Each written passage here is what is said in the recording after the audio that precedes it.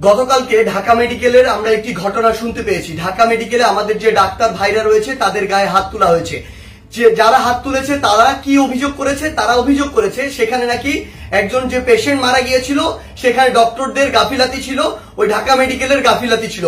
এখন প্রশ্ন হচ্ছে যে ডক্টরদের বা ঢাকা মেডিকেলের যে গাফিলাতি ছিল কিনা এটি নির্ধারণ আপনি কিভাবে করতে পারেন, কোন এক্সপার্টিজের ভিত্তিতে এটি নির্ধারণ করতে পারেন এবং এই অথরিটিটি আপনাকে কে দিয়েছে? যদি কোনো গাফিলাতি থেকে থাকে, ডক্টরের হোক, প্রশাসনের হোক, কিংবা যে কারো হোক, কিংবা কর্তৃপক্ষের হোক, অবশ্যই তার বিচার হবে। তার বিচার একটি প্রক্রিয়াধীন প্রক্রিয়া হবে, একটি তদন্তের মাধ্যমে হবে। সেই অভিযোগটি আপনি বিএমডিসি তে করতে পারেন কিংবা সেই অভিযোগটি আপনি প্রশাসনের কাছে করতে পারেন। কিন্তু আপনার কি অভিজ্ঞতাটুকু রয়েছে, আপনার কি দক্ষতাটুকু রয়েছে যে একজন ডক্টর তার সাথে গাফিলতি করেছে কিনা সেটি যাচাই করার? আমাদের সবচেয়ে বড় এখন যে সমস্যাটি হয়ে গিয়েছে, আমরা এই বাঙালিরা অধিকাংশ ক্ষেত্রে অধিকাংশ বাঙালি নিজেদেরকে সব জায়গার দক্ষ মনে করি এবং সব জায়গায় নিজের নাক গলাতে যাই।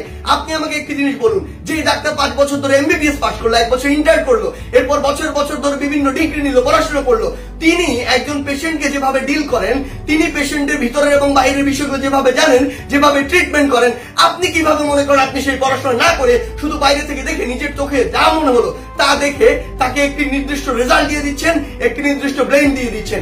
আমাদের জায়গা থেকে স্পষ্ট বার্তা, এরকম একটি ব্লেম দিয়ে আসলে যখন আপনি একজন ডক্টরের গায়ে হাত তুলেন তখন আপনি যে কাজটি করেন সেটি আমরা বৈষম্য বিরোধী ছাত্র আন্দোলন আমাদের জায়গা থেকে কোনোদিনও সমর্থন করতে পারি না। আপনাদের যদি কোনো অভিযোগ থাকে সেই অভিযোগটি আপনি জানাতে পারতেন।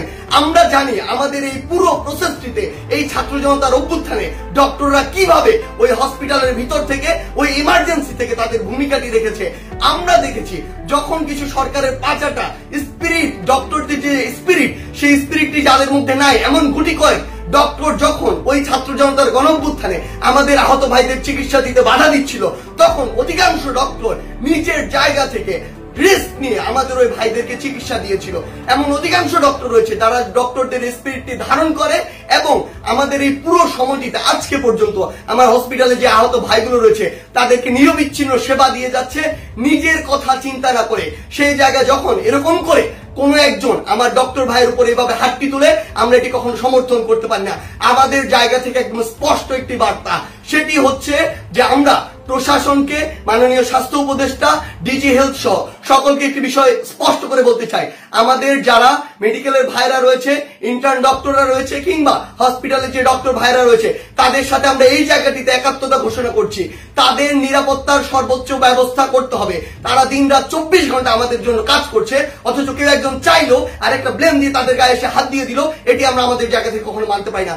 আমাদের জায়গা থেকে একটি স্পষ্ট বার্তা হচ্ছে তাদের এই নিরাপত্তার ব্যবস্থাটি করতে হবে। এবং গতকালকে ঢাকা মেডিকেলে যদি ওই পেশেন্টের মৃত্যুর জন্য কোনো কর্তৃপক্ষের হোক, ডক্টর হোক গাফিলাতি থেকে থাকে, তদন্ত সাপেক্ষে তার যেমন বিচারের আওতায় তাকে আনতে হবে। কিন্তু গতকালকে ওই আমার ডাক্তার ভাইয়ের গায়ে যে হাতটি তুলেছে, অপারেশন থিয়েটার থেকে বের হওয়া একজন ডক্টরকে, তার অবশ্যই দ্রুততম সময়ের মধ্যে তাকেও গ্রেফতার করে তাকেও বিচারের আওতায় আনতে হবে। আমাদের জায়গা থেকে স্পষ্ট একটি বার্তা, আইন নিজের হাতে তুলে নেওয়ার মতো অন্যায়টি যদি আপনি করেন তাহলে আপনার পক্ষে কোনোদিন আমাদের অবস্থান থাকবে না। ধন্যবাদ। তার পেশাদারি কার্যক্রম ডাক্তার যখন চালাচ্ছে, এখন রুগী যদি মারা যায়, এখন ডাক্তাররা কি আপনি যদি ফোর্স করেন যে আমার রুগীকে বাঁচাই দিতে হবে, এখনই বাঁচাই দিতে হবে, মানে বাঁচাই দিতেই হবে, মানে এটা তো প্রফেশনালিজমের মধ্যে পড়ে না ভাই। মানে এটা কেমনে সম্ভব যে আপনার ডাক্তারদের মতো করে কাজ করতে দেওয়া উচিত? আমি যদি তাকে ফোর্স করি, আমি দেখেছি আমরা বেশ অনেক দিন এই আন্দোলন পরবর্তী সময়ে, দীর্ঘ সময় আমরা হসপিটালে ভিজিট করেছি, সেখানে দেখেছি যে ডাক্তাররা কি পরিমাণ নিরলসভাবে পেশাদারিত্বের সাথে তারা কাজ করার চেষ্টা করে। এখন আমি যদি ডাক্তারদেরকে ফোর্স করি যে আমার একটা রুগী এখনই আপনাকে বাঁচাই দিতে হবে, এখনই তাকে সুস্থ করে তুলতে হবে, এখনই আপনাকে তাকে ওষুধটা দিতে হবে, এখনই কাটা ঘা শুকাই দিতে হবে, এটা তো সম্ভব না। মানে এটা তো সিস্টেম না ভাই, এটা তো প্রফেশনাল জায়গার মধ্যে তো এটা যায় না। প্রফেশনালি এটা এভাবে ডিল করে না। প্রফেশনাল জায়গা, ডাক্তারদের বিষয়টা ডাক্তাররা বুঝবে, শিক্ষকদের বিষয়টা শিক্ষকরা বুঝবে, ইঞ্জিনিয়ারের বিষয়টা ইঞ্জিনিয়ার বুঝবে। আমাদের যেই প্রফেশন, সেই প্রফেশনের বিষয়টা তারা বুঝবে। এখন আমরা যদি তাদেরকে এভাবে ফোর্স করি, যেমন আজকে ডাক্তারদেরকে যেভাবে পিটানো হইলো, ডাক্তারদের তাদের কাছ থেকে যেভাবে বের করে দেওয়া হইলো, এটা কি একটা ইতিবাচক কোনো ইমপ্রেশন ক্রিয়েট করছে আপনি বলেন?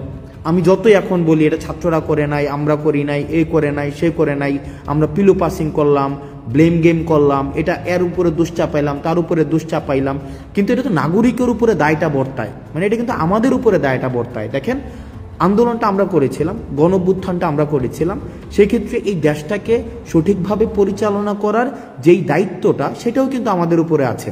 এখন আপনারা যদি ডাক্তারদের উপরে এভাবে আক্রোশমূলকভাবে এভাবে চেপে বসেন, এভাবে ডাক্তাররা কিন্তু তাদের পেশাদারি আচরণ করতে পারবে না, মানে নেভার, কোনোভাবেই সম্ভব না ডাক্তাররা তাদের পেশাদারি আচরণ করতে পারবে।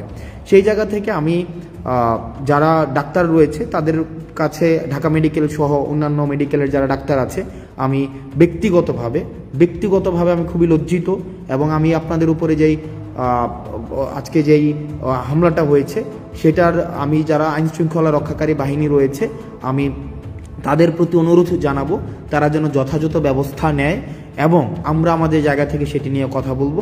আমরা নিশ্চিত করতে চাই যে ডাক্তাররা তাদের পেশাদারি জায়গায় তারা নিজেদের মতো করে তাদের যে প্রফেশনালিজম, সেই প্রফেশনালিজমটা প্র্যাকটিস করতে পারবে। হঠাৎ করে এসে আমি ডাক্তারকে সাজেস্ট কেন করব? ফর এক্সাম্পল, আমি পেশেন্ট, আমার ভাই পেশেন্ট, আমার বন্ধু পেশেন্ট, আমি তো তাকে সাজেস্ট করার প্রয়োজন নাই, তাকে তার মতো করে কাজটা করতে দেই। তাকে তার মতো করে কাজটা যদি আমি না করতে দেই, সেটা কিন্তু একটা প্রবলেমেটিক একটা সিচুয়েশন ক্রিয়েট করে, ডাক্তারদের জন্য এটা খুবই প্রবলেম। আমি যদি ডাক্তারকে প্রতিপক্ষ বানাই, শিক্ষককে প্রতিপক্ষ বানাই, ইঞ্জিনিয়ারকে প্রতিপক্ষ বানাই, আমি যদি এভাবে প্রতিপক্ষ শুধু বানাতেই থাকি, দিন শেষে আমি আসলে দেশটা কাদেরকে নিয়ে পরিচালনা করব? আমাদের জন্য দেখেন এই ব্লেমগুলো কিন্তু আমাদের উপরে আসবে।